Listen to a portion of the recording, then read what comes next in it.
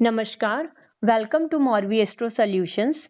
मैं doctor Nancy Agarwal स्वागत करती हूं आपका आपके अपने चैनल मॉर्वी एस्ट्रो सॉल्यूशंस में। तो आज की हमारी जो यह वीडियो है यह रहेगी महाशिवरात्रि पर। इस बार महाशिवरात्रि 26 फरवरी 2025 को आ रही है। हम सारे सनातनी शिवरात्रि को बहुत उल्लास से मनाते हैं, इसलिए आज हम महाशिवरात्रि मनाने के पीछे एक्चुअल स्टोरी क्या है वह जानेंगे। यह कहानी इतनी इंटरेस्टिंग है कि इससे आपको यह भी पता चलेगा कि हम महादेव जी को देवों के देव महादेव क्यों कहते हैं। और दूसरा, आप ये भी जानेंगे कि ब्रह्मा जी की पूजा क्यों नहीं की जाती, उनके संसार में मंदिर क्यों नहीं है। तो आइए सुनते हैं महाशिवरात्रि की यह अद्भुत कथा।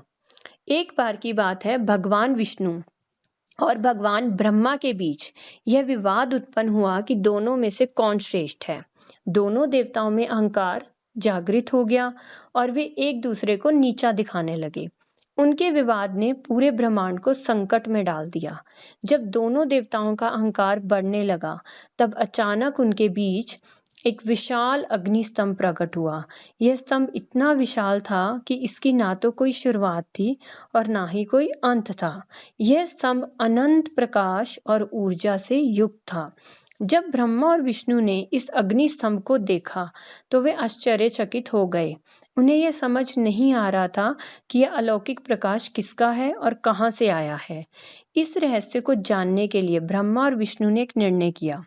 ब्रह्मा जी ने यह कहा कि वे स्तंभ का शीर्ष यानी कि ऊपरी का भाग ढूंढ कर आएंगे, और विष्णु जी ने कहा कि वे इसकी जड़ नीचे का भाग खोजने के लिए जाएंगे।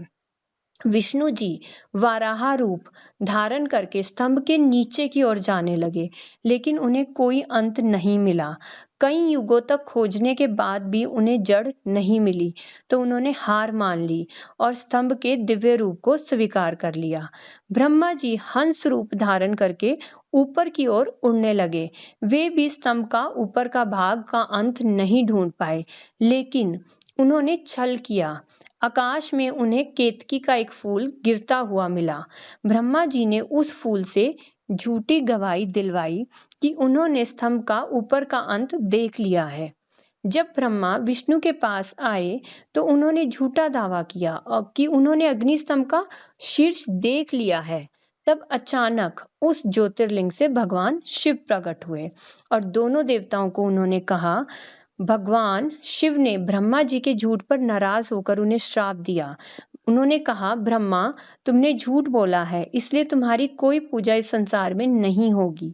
वहीं विष्णु जी की सत्यता और भक्ति से प्रसन्न होकर शिव जी ने उन्हें आशीर्वाद दिया और कहा कि वे सदा पूजनीय रहेंगे।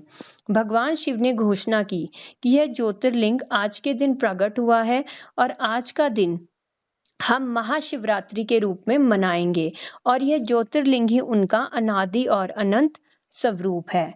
तो कैसी लगी दोस्तों आपको शिवजी की यह अद्भुत कहानी? है ना यह रोचक जानकारियों से भरपूर।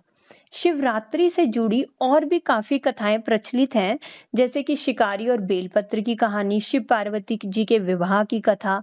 तो अगर आपको यह कहानियां भी सुननी है तो आप नीचे प्लीज कमेंट कीजिएगा। और हमारी जो नेक्स्ट वीडियो रहेगी उसका टॉपिक रहेगा सभी राशियों पर महाशिवरात्रि का प्रभाव और उसके उपाय। तो आप जुड़े रहें हमारे चैनल मॉर्वी एस्ट्रो सॉल्यूशंस के साथ। अब हम लास्ट में आपसे एक निवेदन करना चाहेंगे कि अगर आपने अभी तक हमारे चैनल को लाइक, सब्सक्राइब और अपने दोस्तों के साथ शेयर नहीं किया है तो प्लीज आप शेयर कीजिए, ताकि उनको भी अच्छी जानकारियां मिल सके। अंत में आपको हम कहना चाहेंगे महाशिवरात्रि की बहुत बहुत शुभकामनाएं।